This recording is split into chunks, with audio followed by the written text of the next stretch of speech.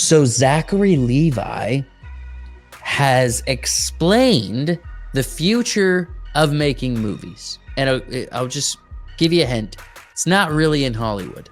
And the reason why is because the Hollywood system is a bit broken. It is not what it once was. And Zachary Levi explains exactly why that is. Now, if you don't know who Zachary Levi is, he is a very popular actor. He was in Shazam. He was in Chuck. He was in Tangled. He played Flynn Rider. He's been in a bunch of movies as an actor, and he's recently kind of brought himself out of the Hollywood system because he has other ambitions still in filmmaking, still in acting, not necessarily inside of Hollywood as much as he's probably been pursuing his career up to this point.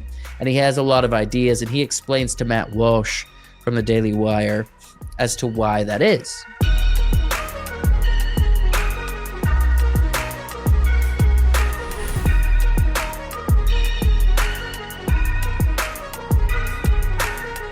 But then the product itself, if you look at the top films of the last year, or the year before that, but going back basically this whole century, they're almost always sequels, remakes, IP.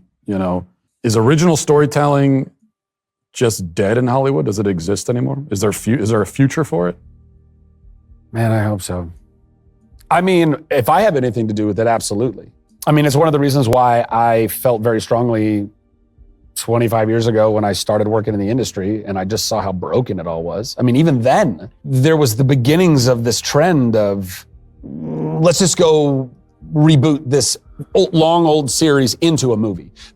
Yeah, this is a super common trend. It's all Hollywood is now. It's all they're making with the high budgets, and it's all they've been pushing out.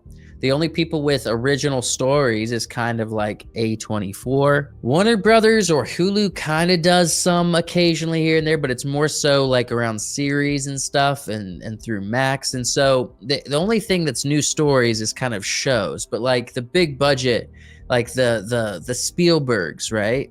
They just don't have those anymore. And they don't want to take the risks on a new story, a new intellectual property. Right. And it can get very frustrating when it's so clear that all they want to do is play it safe, when there's supposed to be bold, creative choices that comes out of places like Hollywood. You should set up the system to have buffer for failure, because, in the pursuit of something creatively great, you're going to have failure. But they're so failure adverse at this point, which honestly is kind of interesting that very well might be the thing that is killing them.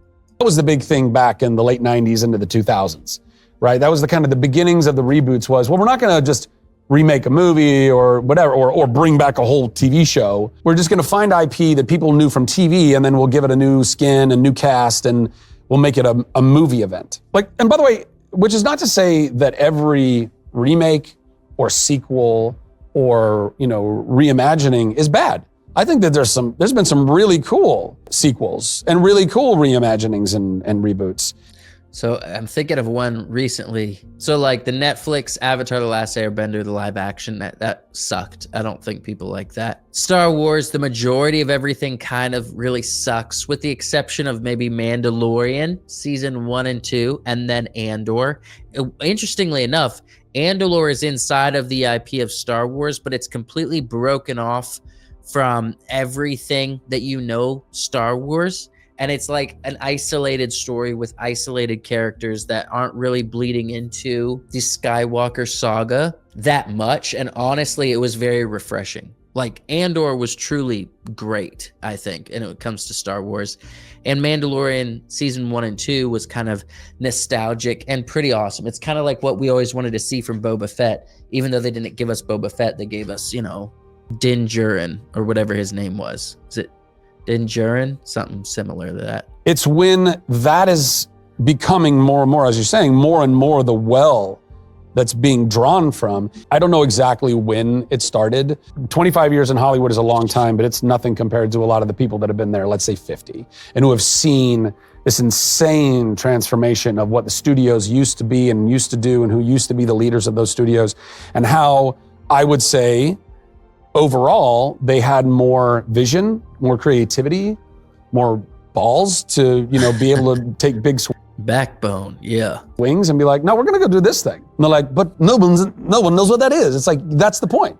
We're gonna go make something entirely fresh and new. We're gonna blow people's minds and we'll do good marketing for it so people understand or whatever it is. And did some of those things blow up in their faces? All the time. But they still had the chutzpah to be like, let's go and actually try to be this industry that we pretend to be, which is creative and therefore creation should be constantly, if not, it doesn't have to be entirely, but mostly new things, new ideas, taking this and that. Maybe I like that. Not entirely, but mostly.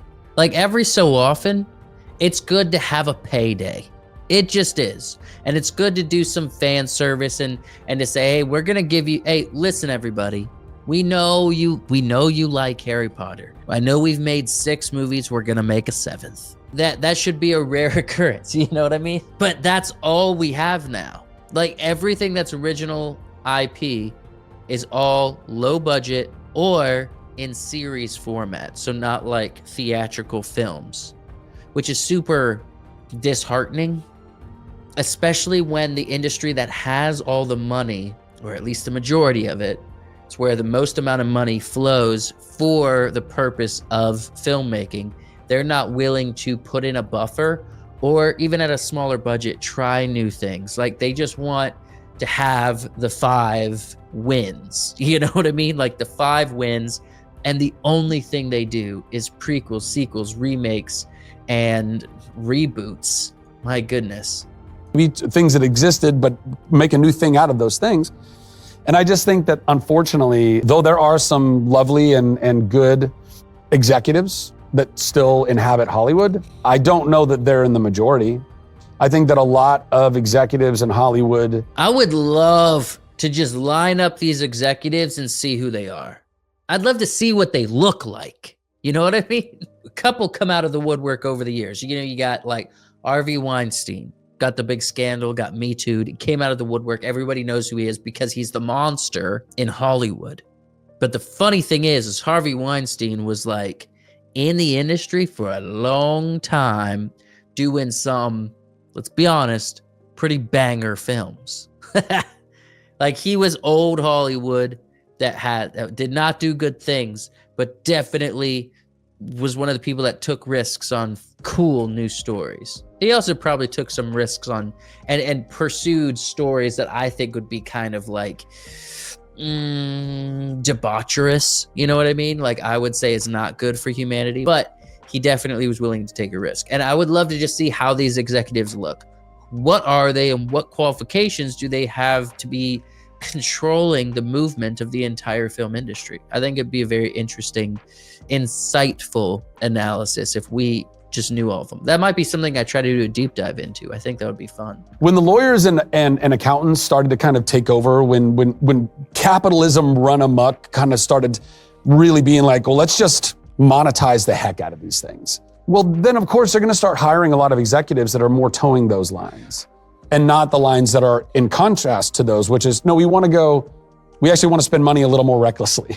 We want to go take a swing at a thing that's not a guarantee. That's all just slowly kind of shifted over. So I think that there's a lot of executives that honestly are not creative or not visionary and are kind of scared deep down, probably are even dealing with some kind of imposter syndrome because they're in a position where they are being asked, what's the new big idea? And they're like, and I think what's interesting is they're so risk averse. They only want to do IPs, but also consider this. They only want to do established, known filmmakers. So you have someone like a Christopher Nolan, where he can do whatever he wants as far as filmmaking. Some studio executive is going to be like, we want to put money into this guy's film because it's Christopher Nolan. And it's honestly, what's super weird is it's the same for people like Sean Levy. Sean Levy has produced so much content, both in shows and in films, and then he's directed a handful of stuff that honestly like is not that impressive. Like he's been in the mix of producing films that were good, but his directing lineup is like not amazing. But he gets so much money because he understands marketing and because he rubs shoulders with the right people. So sometimes the people they trust are just the ones that have been grafted in. or they figured out ways to make money even if their filmmaking is not that good. So like Sean Levy did Deadpool and Wolverine. Someone along the way knew that Wolverine and yellow suit will get butts in seats. That was the reason. Deadpool, yes, but Deadpool by himself wasn't enough to be the smash hit they needed it to be. So they pivoted, not Deadpool 3, Deadpool and Wolverine.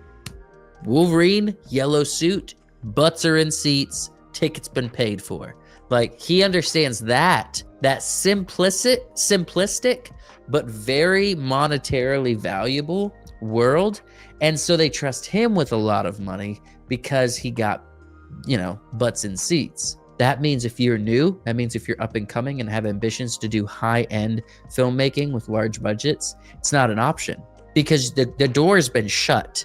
There's no ability for you to come through the door to showcase your ability. It has been closed, and until they decide to open it again, you are closed out. You have no future here. Like Johnson, I don't know, and then they're looking around for all the underlings, and they're all scared because they don't want to say the wrong thing. But I hope that, I'm building a movie studio in Austin, Texas. I'm not the only person who wants to go build an independent studio. I think my concept is quite different than a lot of other concepts, but still, at the heart of it, I'm trying to create a place where independent artists, kind of like essentially what Charlie Chaplin and Mary Pickford and Douglas Fairbanks and all those OGs back in the day, because Hollywood's been broken since the beginning, they knew it, and they were like, let's go do our own thing. We don't need these guys. Unfortunately, the way it was all set up, they actually did need those guys back then. It was a different system.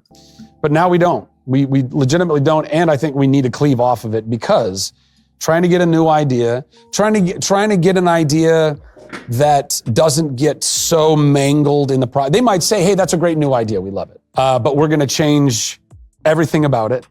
And it's going to start towing some agenda that we want to infuse into it. Yeah. And you're like, well, what? But that's not the story that I pitched you guys. No, we love it. We love it. We just want to change everything about it. But new thing, right? So there's so many reasons why we need to get off the teat of the broken system. That's incredibly insightful. He made a couple great points. Is that old Hollywood, a lot of these guys wanted to do their independent stuff. A lot of these old, very popular film guys, these Hollywood guys that have died long ago, they tried to do their own stuff, but they realized because of the equipment and production costs and everything, the barrier to entry was so much higher and more costly that you needed the industry to do it. You had to. That kind of, I guess, created, probably through a lot of arguments, a lot of trial and error, that created a place that fostered new ideas and creativity. And over the course of time, maybe it could be due to probably modern day politics, but also the lower barrier to entry can foster lower budget films and people doing their own thing. And Zachary Levi says that he has ambitions out in Texas. He's creating his own studio with a bunch of ideas around what that'll look like. And it's very kind of outside of the box thinking, which I'm very intrigued by. But those old guys needed Hollywood, and we just don't need that anymore. And he said it's a good move to get off of the industry teat. It's the best move today. He said he's been in Hollywood for 25 years. It is a really smart move today to get out and do something independent. And we are seeing time after time after time after time, independent creators doing something that on the internet is loved, supported, and grows into something big. And then they start getting distribution deals from places like Amazon Prime.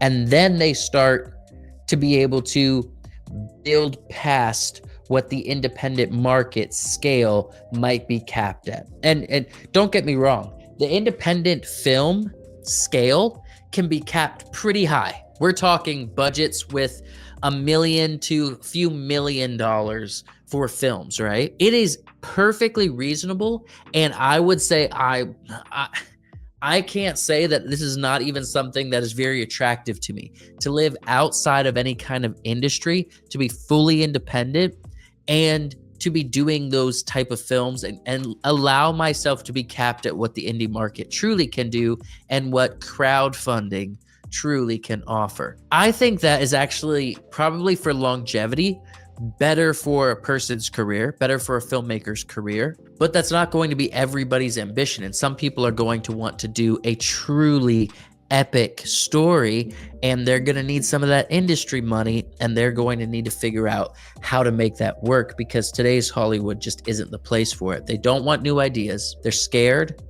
All of that, those balls, right, to try new things and to waste money in the pursuit of something amazing that's just been breeded out of Hollywood. And now they're so risk averse, and I doubt they're probably truly creative people who make decisions. And all they're doing is prequels, sequels, remakes, and only trusting certain individuals that have been grafted in over time to create the high budget projects. And unless you are wanting to come in and you got skill and you want to just create other people's intellectual properties for the rest of your career, Hollywood's probably not the place for you. Let me know if this is valuable. Let me know what you guys think in the comments below about what Zachary Levi had to say about Hollywood, and add in any additional thoughts you have about why Hollywood might be dying and broken, right? Thanks so much for watching. Subscribe to the channel to watch more, and thank you for liking this video.